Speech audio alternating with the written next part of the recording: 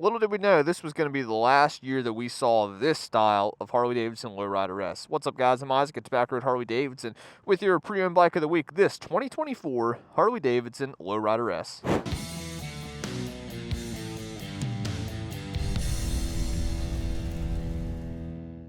So now that I've ridden the 2025 Low Rider S a little bit more and gotten used to the updated powertrain, or the updated motor, the updated electronics, rider safety features, suspension, and pretty much everything else on the 2025 and the 2026 Low Rider S now.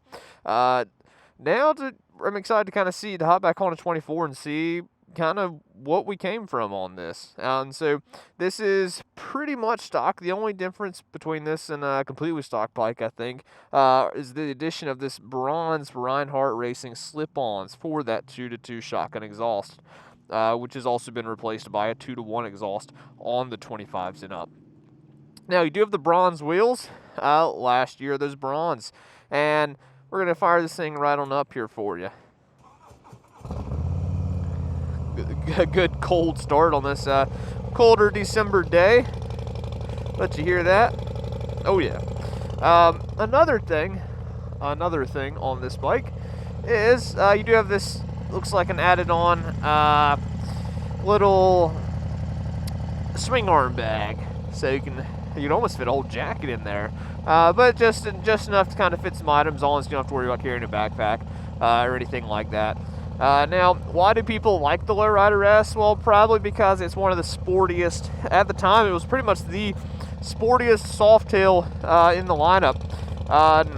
It had an inverted front. It had an inverted front. It had dual rotors. It had good braking. Pretty good suspension. Mid controls really put you in good control of the bike. It only had your halogen or your incandescent style, your not LED turn signals on the front and rear. It was rocking this LED headlight with this little cowl around it, and yeah, here's what we got in the back. So here it is. Yeah, we're gonna go ahead and throw a leg on it and show you what this thing's like on the road. Oh, this one did have cruise control. That was really nice. So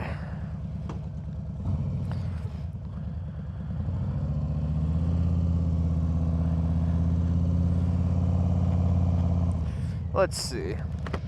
One of the big things they did for the Softails, or particularly for the Low Rider S of this model year of that 24. Wow, I can't see anything. Now, one thing I really liked that they did on the 24 Softail Low Rider S, probably the biggest thing I like about this bike is that right there, that instrument cluster. I think it's one of the best, and they put it in a really good spot for you on this year. So it's an analog tach, so you can really get a good idea of how hard you're pushing the bike, and you can kind of see how much you have a little bit more of. I just think it's cool. But then you have the digital readout for your miles on the bike and pretty much everything else. So here it is, ready to rock. I like it. 5-gallon tank, really great spot. You've got this really good balance between what you can do with this bike. I mean, this is kind of the bike for nearly any type of rider, but particularly for the rider that really wants to squeeze performance out of their bike, and they want something they can go ride on the weekend or go run some errands with, and then of course, throw a bag on the back and run it to Sturgis if they want to. So when we had the Low Rider, we thought that was cool. And then the Low Rider S came, the 114, more power, sick. And that was cool. And then this one, then the 22,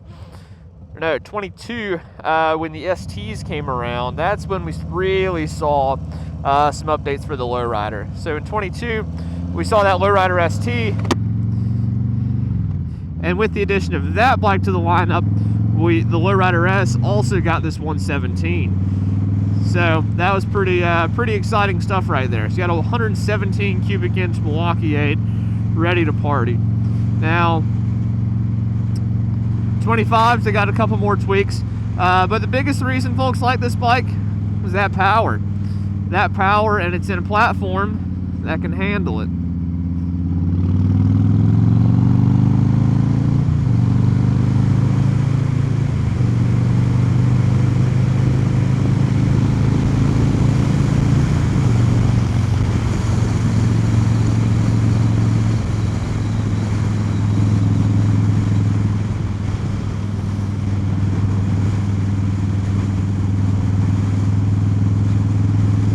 So you get what you need right there, and then throw it in your 6th gear and throw it in cruise, literally.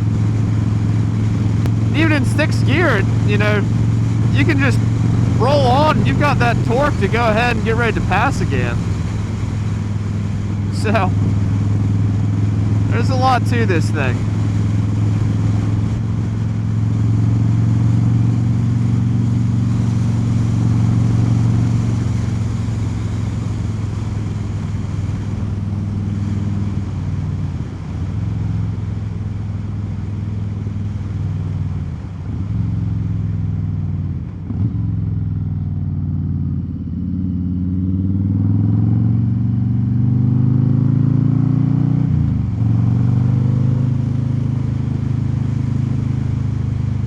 So a big question now is, with all the improvements in the 2025 Low Rider S and now the 2026, with both those bikes rocking, you know, your high output 10C, with all those bikes rocking your high output 117, the improved suspension, the improved tech, the improved rider safety features, with all that, is there still a place for the 24? And I think absolutely. I think it's so cool that you have a 24 that's set up in this way that you can do so much with. So the way I really look at it is, if you're really, you know, you want a Low Rider S because they're cool. If you really want a Low Rider S, and I guess, you know, this really goes between the Low Rider S, it goes the same for the S and the ST. If you know you're gonna do suspension, if you're gonna do suspension, you're gonna do paint, you're gonna do exhaust, you're gonna do intake, you're gonna do bars, you're gonna do pretty much everything, you're gonna touch pretty much everything on that bike, then there's not a massive advantage to the 25 or 26, because you're already, a lot of those things you were going to, a lot of those advantages to that newer year are things that you're getting rid of anyway, just about, except the tech.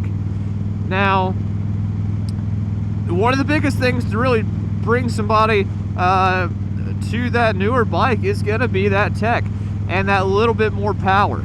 So on that high output 117, I mean, you just throw a cam in that thing, a cam and a tune, and I mean, you've got an entirely different animal.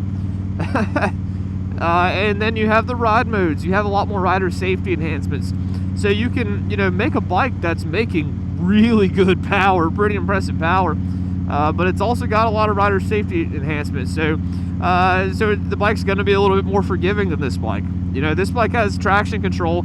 Fortunately, this bike has traction control and ABS, I assume, if it has traction control. Yeah.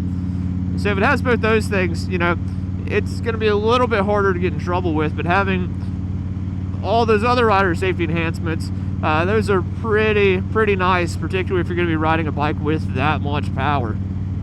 Now, like I said, if you're going to be swapping everything out, you know, check out the 124 like this, you know, check it out, make all those big upgrades you want, and enjoy the little bit simpler tech. Gosh, this rips. Enjoy the little bit simpler tech and those finer things you want to add. But if you want a bike that's just out of the box, ripping, then there's not a whole lot you really have to do to the 25s. I mean, everyone wants to do, you know, bars, seat, and exhaust, but, you know, throw a riser on. You really don't have to do seat, but throw a riser on, throw your favorite seat on, and then and a slip on, and you've got a bike that's going to check most of your boxes right there. So, but we're having a good time on this one because it's just simple. It's not a whole lot of thinking in the bike. It's just ready to go.